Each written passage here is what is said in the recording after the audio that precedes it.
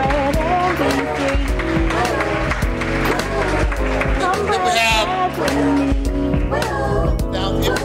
Make it. Conversationally.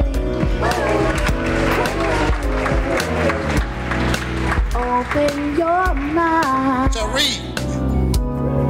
Now is the time. Open your heart. Josie. And the healing can start. Come break bread with me. Jordan. Break bread and be free. Knowledge and joy. And we have Vaughn. Please come break bread with me.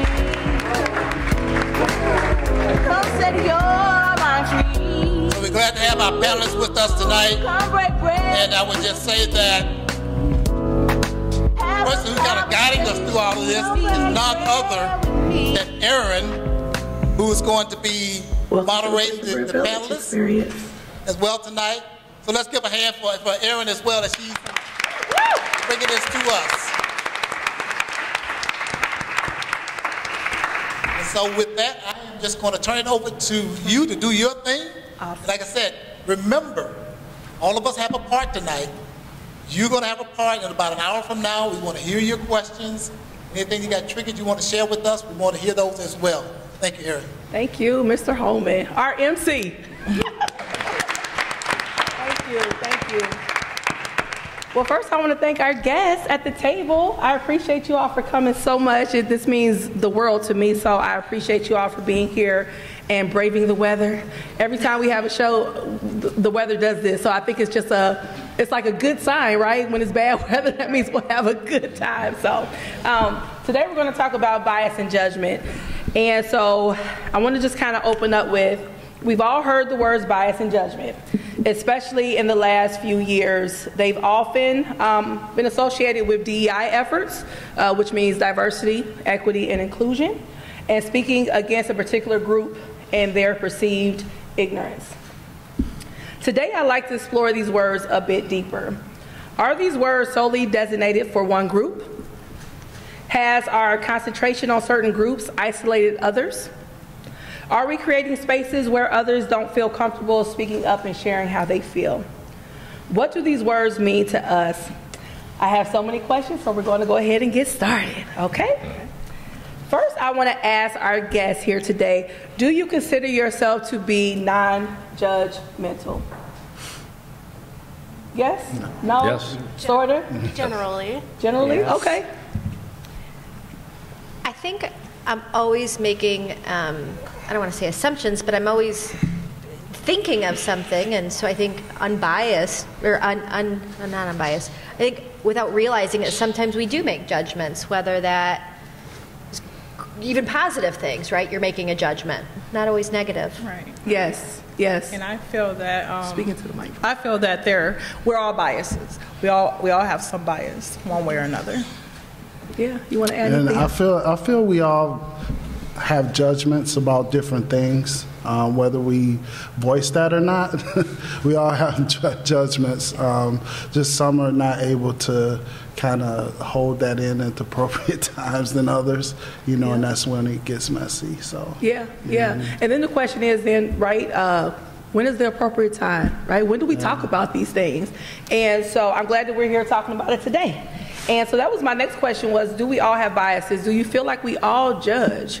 I will first start off and say, I know I do, right? I mean, I think that as a human, we see people and take like a snapshot of them.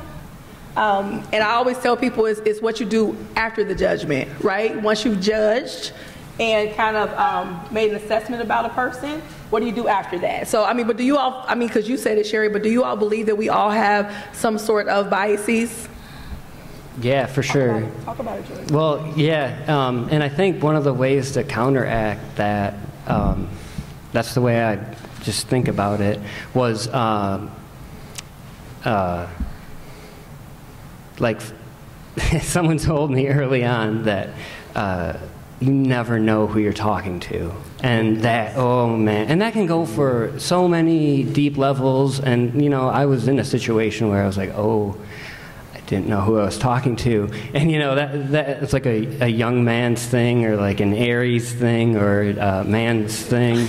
But that was a deep, thanks for laughing at that. But that was like a deep understanding for me. And while, yeah, those prejudices or biases still come up, I work in retail, and so every day it's kind of, it's that judging a book by its cover, to use a cliche, but again, that thing goes, so when that happens, that thought goes right into my head of like, you never know who you're talking to, and like, it's just like, you never know what this person needs, or, I mean, whatever, list of things. No, I appreciate it, and what they're going through, right? Yeah. I mean, it's been times where, I mean, I show up places, and I'm smiling and things of that nature, but it's a lot going on in my life, right? And so we never know what people are going through and who they are, so I appreciate that, Josie. Well, I was going to add, so I'm into reading a lot of, like, I guess, mindfulness books or self-help books, and recently I read The 7 Spiritual Laws by Deepak Chopra. One of them was about judgment, and his tenet is basically allow yourself, like, the first few minutes to feel that emotion because you felt it, you can't ignore it, but then just let it go. I think for me personally, like, I definitely have my biases, but I've also worked in customer service for a good portion of my working career, and one of the main things that I've had to do is learn to let go of some of my biases and judgments, just because, like Jordan was saying, you don't know who you're talking to, you don't know what they have on, like, going on in their personal life, but also another thing is I have to also think that people are going to judge me, and I could be having a bad day or had somebody be really mean to me, and even though I try really hard not to let that project out into the real world, it happens, we're human, but just as if I'm going to judge somebody on the 2 to 3 minutes that I'm talking to them, they can also do the same thing to me. And unless you get to know somebody on a personal level, it's just going to happen. So you kind of have to frame yourself in a way of kind of just being like, yeah, whatever they did, it bothered me in the moment, but I don't really know them.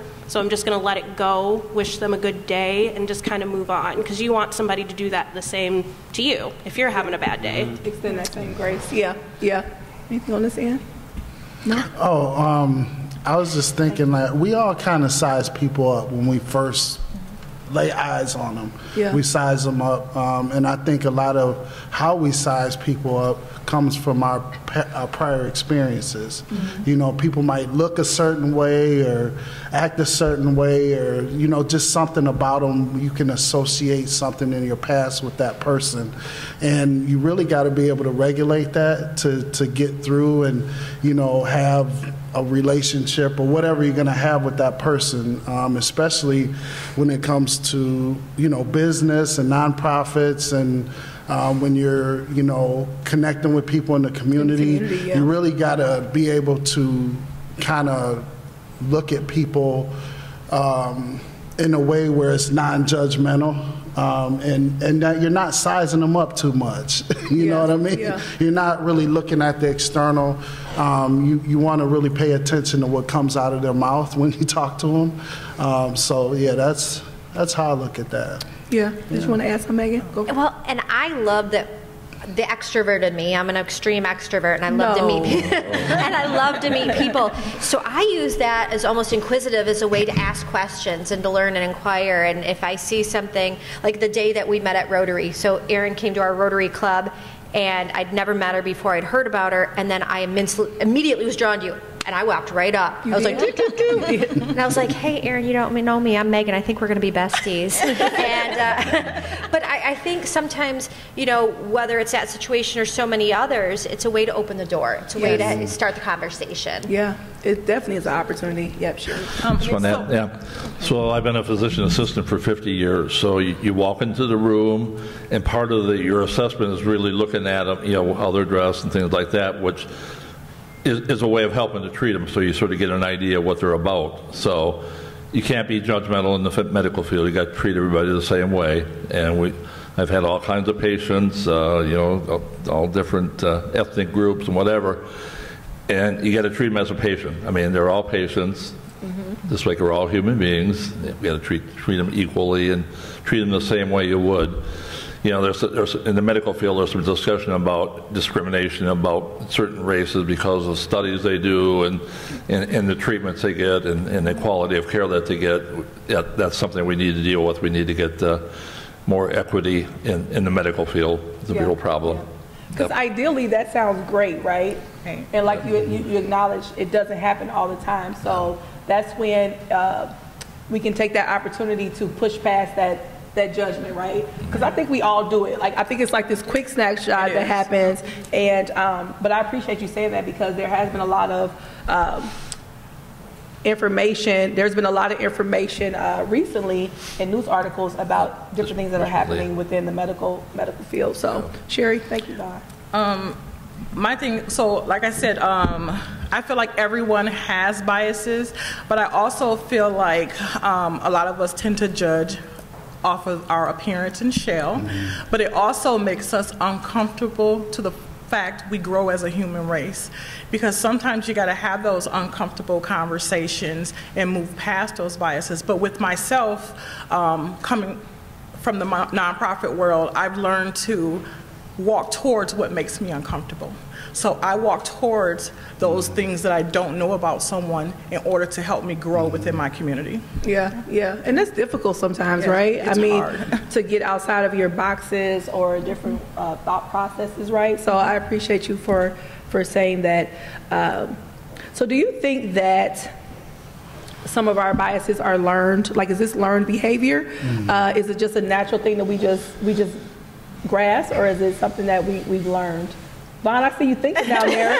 So I'm thinking of one of my uncles who was terribly biased. So if I would have made him my role model, I would have been in pretty bad shape. So he never left, he lived his whole life in this area, never saw anybody else, didn't see a broad spectrum of the population. And sure. So, and I talked to him a few times about it, but he kept doing this thing. So, sometimes you just can't get him to change their mind no matter how hard you try.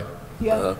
Do you feel like, and I don't want to interview you, but do you feel like there were things that you had to unlearn, though, being raised in that type of environment? Probably, although, so I'm still from a Christian background, Lutheran church, so we still are taught to value everybody, treat them the same. So I think that sort of counterbalanced what he was doing, and so that helped.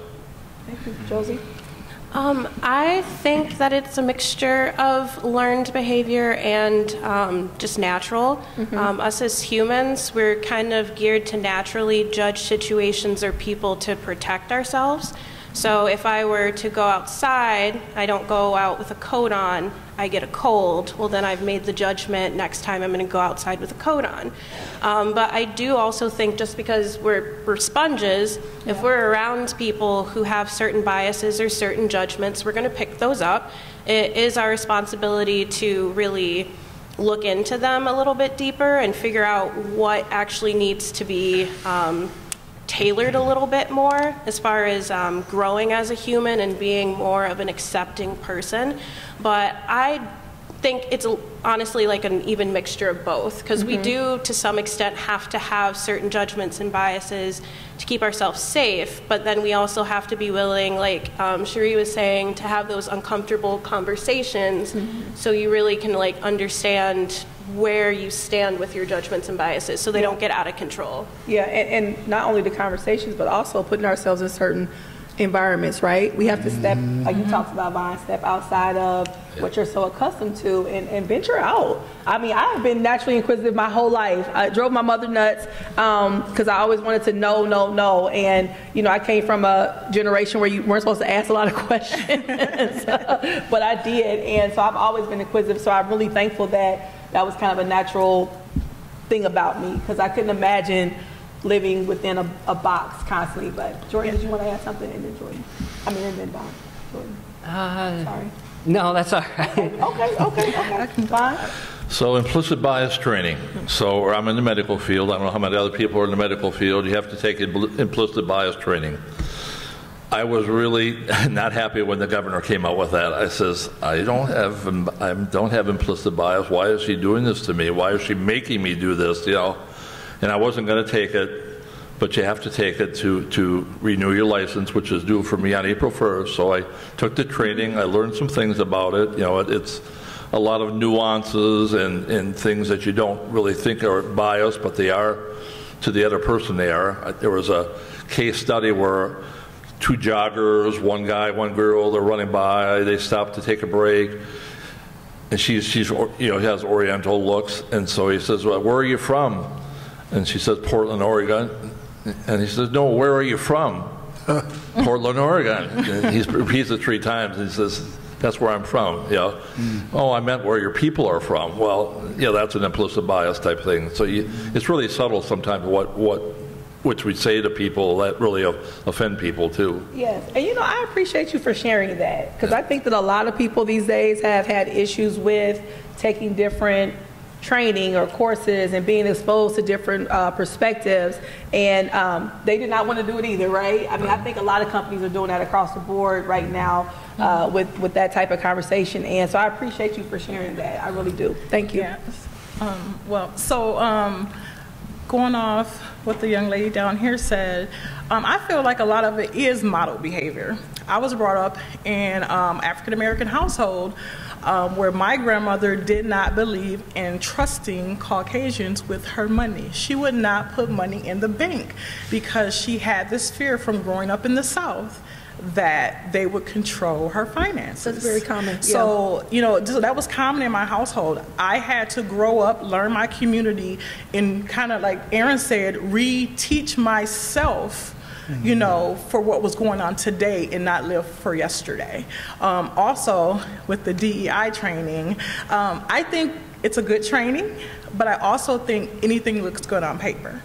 I think we need to model the behavior, because a lot of times in facilities, they write these policies that look awesome on paper to get grants and get all this money, but when you walk through the facility, I come from the medical field 23 years, and you don't see any of the behavior, but they have the paperwork, which to me comes from the head people, because if the head people aren't walking around modeling this behavior for their employees are not doing it. I'm just gonna say it. No, it's true. It's true in some ways for sure. Megan, well, you want to and add setting something? boundaries too. While I don't work at the healthcare industry right now, I did a few years ago, and at the time we had the first Black CEO in our system, who was a dynamic leader. But I'll never forget the day that we had a patient who was in our facility who had made a comment about not wanting the nurse to treat her because of. And the nurse was ready to back down and say, nope, I understand. And my CEO said, no, you can find a new hospital. This is our boundary. This is what we stand for. And to me, when you have a leader like that and who emulates that behavior of leading from the front, even if that means you're taking a tough stance, that could have made it to the paper. Those are the things that we think, and he didn't care. He was like, that's not something that we're even going to entertain. Mm-hmm. And so I learned very early on in my career that taking those tough stances of doing what's right, regardless of what blowback may come, knowing that you're doing the right thing. And it's even your circle, right? So we talked about, Josie had mentioned that she believes it's both how you're raised and a learned behavior, and I agree with that wholeheartedly. But then putting up boundaries of who am I not going to spend time with because they don't align with those beliefs, or because I'm a conservative in my community.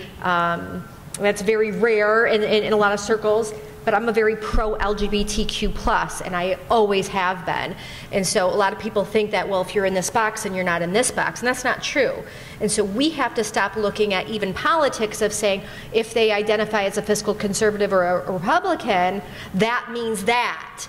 That doesn't mean anything. You don't know what that does or doesn't mean for me. Don't put words or feelings into how I am.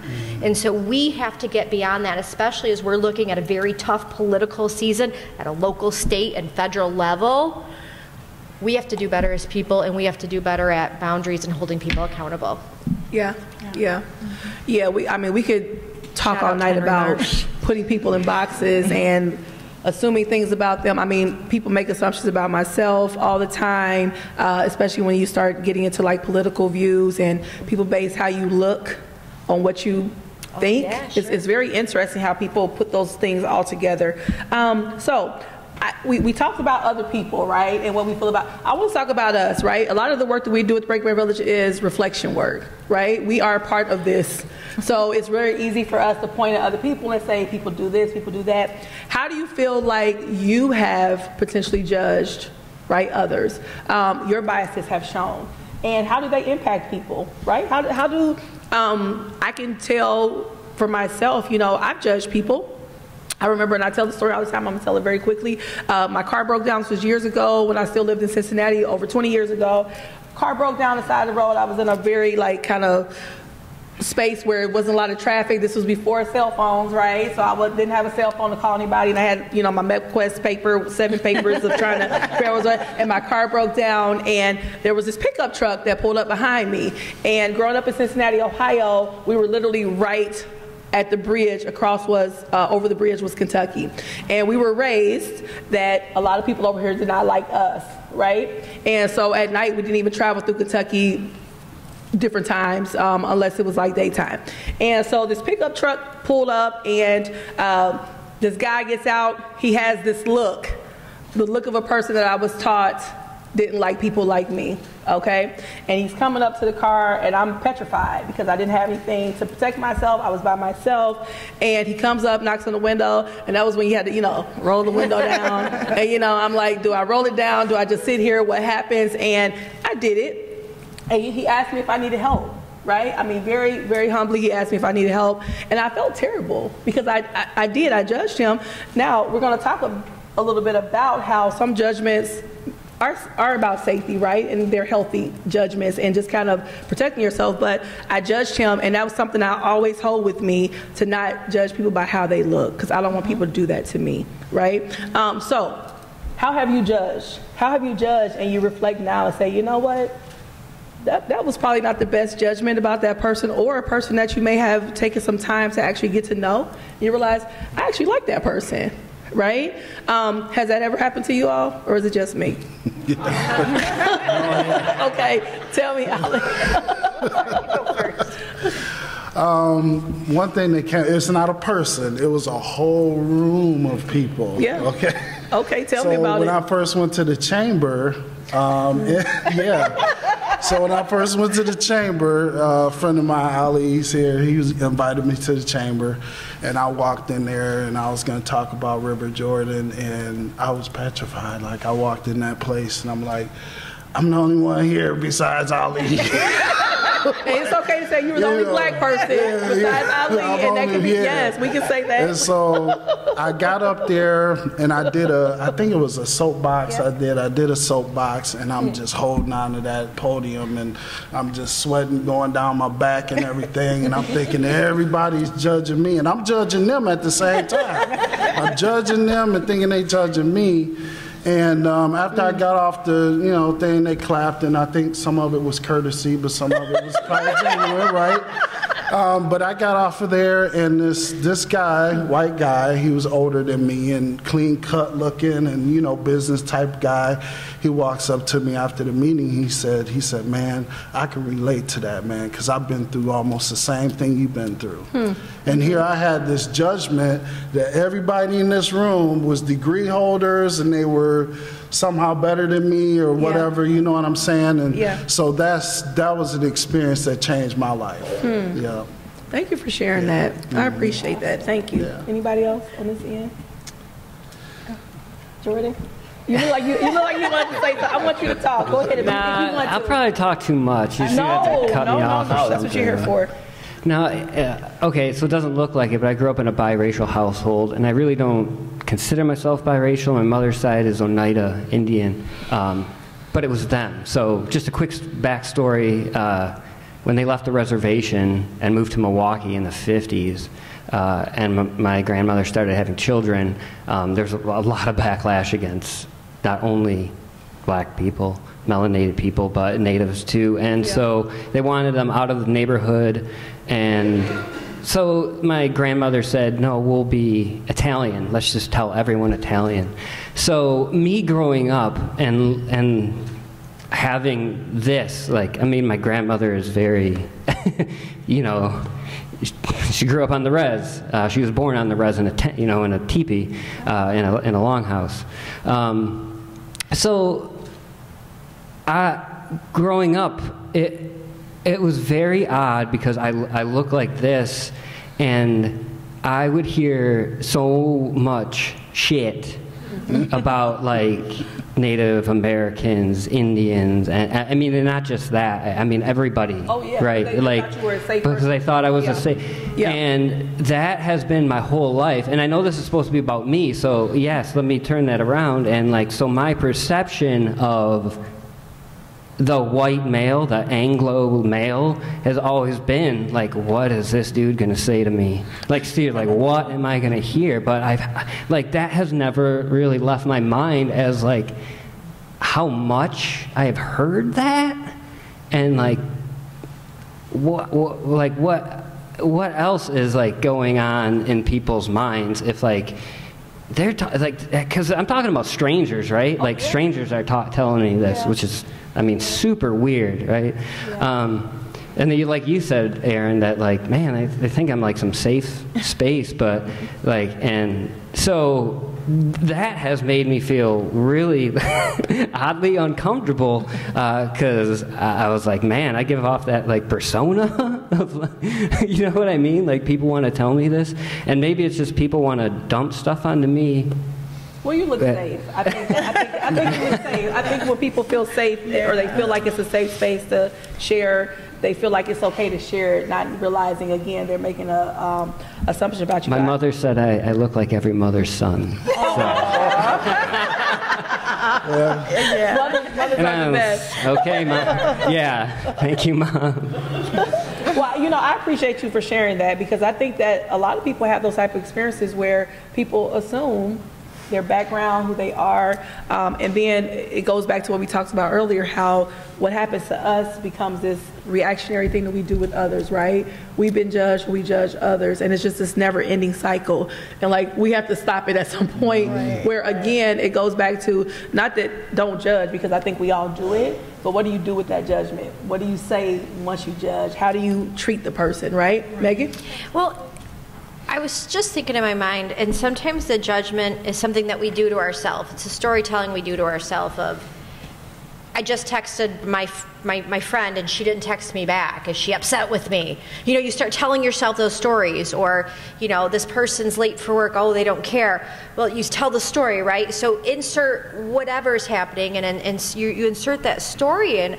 I am working very hard as a person to not do that, because I will always go to worst case scenario. All right, oh, he got into a car accident, something, I go to that worst case scenario. Mm-hmm. And so I am working to not fill that space, that void, that unknown, and tell that story to myself, because I think that sometimes that unbiased or that judgment that we make is even to ourselves of, that's where worry comes from, and that's where we wonder, are we good enough? And that's wonder, are we judging ourselves of saying, are we having imposter syndrome? Like, sometimes I'm more critical and judgmental on myself, worrying that people are looking at me from a vantage point than I think I even judge others. And that's maybe because that's a little bit of a people pleaser personality that I have, or so worried, does that person not like me? Am I not fulfilling what they're supposed, And I haven't figured it out yet, so I'm just kind of throwing it out there. No, I think a lot of us have done that, right?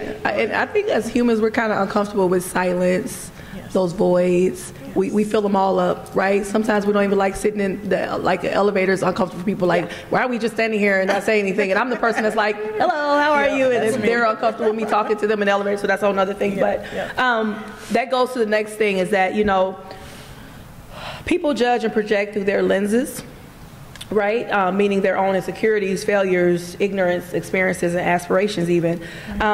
So have you found yourself doing that, and how does it benefit our well-being? How does it impact our well-being? So you kind of jumped into that, right? And that's really what that is. How does how we treat other people impact us, right? I mean, how do we, what are we carrying by having these assumptions about people? Well, I'll start that. So I feel like by carrying assumptions, I'm going to go back to, I come from the medical field, but I'm in social work. I work at Kramer junior high here in Bay City, and when I first came... We were on that committee together. Now you put it together. Look at that. So when I walked into the building, okay. so Kramer, and I don't know who knows, but it's 98.9% white. And when I walked in, automatically I felt like they could see I'm a first-time graduate. I'm not as smart as them. Like, it's like they were ripping me apart. In your head. In my head. Yeah. But as I began to work there, they're offering me jobs. They're giving me referrals. And, you know, these weren't the people I was in my head thinking they were. So I feel like that caused me a lot of stress.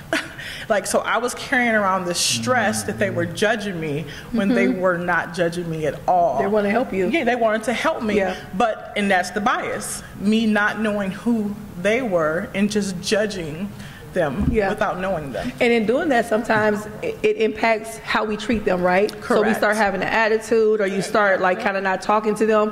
When really they're wanting to like come over here and I want to talk to you. Because I was really quiet. I was really quiet and withdrawn. But once they said, "Oh, come on, come to lunch or come here," and I started to open up, and I'm like, "Oh man, this is a really good group." How many opportunities do we miss, right? Yes. By doing that? How many opportunities do we miss by assuming a person doesn't want to be bothered with you, or they think something about you, or they think that you're not worthy, right? I mean, I could go on about that. So does anybody else want to add anything to that before? Yeah, I think it breeds a lot of negativity when you're being judgmental of people. It's your personality. People don't like being around you because all the negative things that you say, and I think you don't value yourself as much then too, being so negative about the other people. Yeah. Because a question that I have is, did you have anything, Jordan? No. Okay, I thought you. Okay. I don't want to overlook anyone. So a question that I have is, let me make sure I say this properly. If you have yet to accept yourself entirely, right? How do you then accept others? Right? How do you accept others if you can't accept who you are and all the wonderfulness? Can I make that a word today? Wonderfulness that you have to offer. And so if you haven't wholly accepted yourself for who you are, how can you accept others for who they are? And I think that's a lot of the core of it, right? It's really not the other people a lot of times. It's really us. It's really the imposter syndrome, or feeling like we don't belong in those rooms and in those spaces, or that we're not enough based on what we were born, right, and how we are. So, I mean, do you all agree with that? Do you have anything to expand on that? Yeah. I do agree with that. So I have like the worst imposter syndrome. And you're doing so many great things. I know. So I always feel like, because I come from a low income area, I'm a first time college graduate, and I also got my GED. I just assume people know that, but I do feel like that impacts me more than it impacts the people I meet. So I've met a lot of people that have poured into me, but I still to this day am learning to pour into myself. Yeah. And I could go on about the worthiness, because that's my jam. It's like people understanding that